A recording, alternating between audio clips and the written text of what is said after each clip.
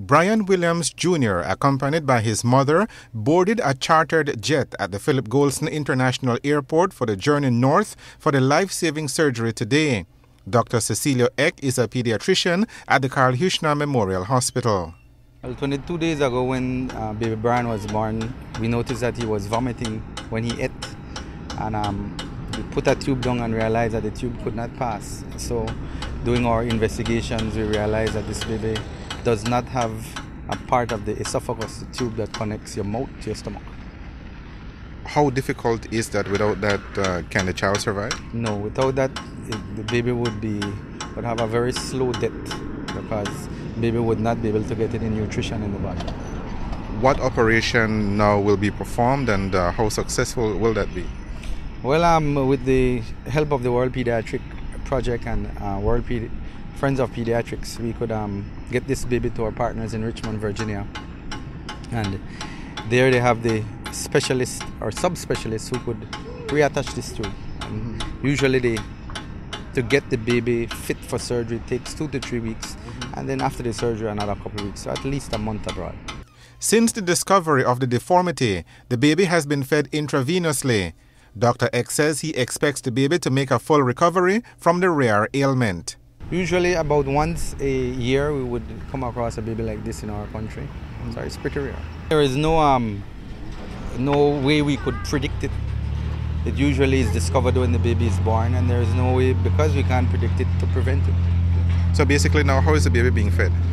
The baby is being fed intravenously. So we give all the fluids and nutrients the baby needs through the vein.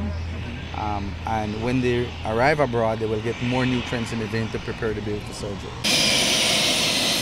The trip to the United States for the young child was facilitated by the World Pediatric Project. Milagro Garel is the country representative for the service organization.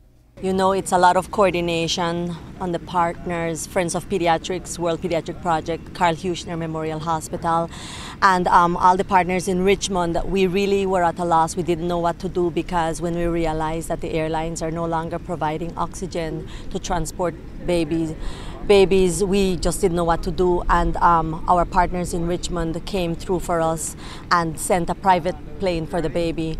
So it was a lot of negotiation, a lot of coordination, but you know what, we're so thankful for everybody to be able to make this a reality when we were thinking that this was not going to be able to happen after all.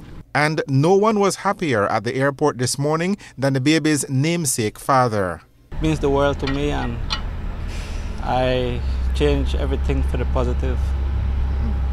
Now, you saw your son getting on an air ambulance to go to the United States. What feeling was going through you watching all of this? Well, all the feeling was just positive. Everything is just positive. Because we always pray for the whole 3 weeks, and God answered our prayers, a lot of obstacles, and finally now I'm happy. Mr. Williams, if there is anybody watching who you'd like to say a special thank you to, who would you want to say thanks for giving your baby a chance at life? Well, thanks to Dr. Eck and the special care, and most of all the World Pediatric Project. The highest thanks to God.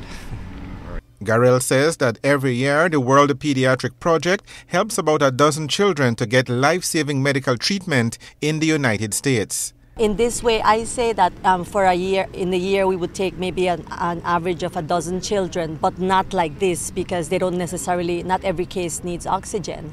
So like Dr. Eck says, once a year, more than likely we would have an esophageal atresia case. And so this is something that we have to look at and see how we can solve for the long run. In terms of support for what you do you rely locally or internationally? Oh, we rely definitely locally on a lot of hoteliers because they donate vacation packages, and that's a huge fundraiser for us, but mostly from donors in the States. And of course the partners in Belize that would support children, like with airfare and stuff. So it's a collaboration on all efforts, Belize and the States as well. The World Pediatric Project has been operating in Belize for the last 10 years. Reporting for Love News, I am Patrick Jones.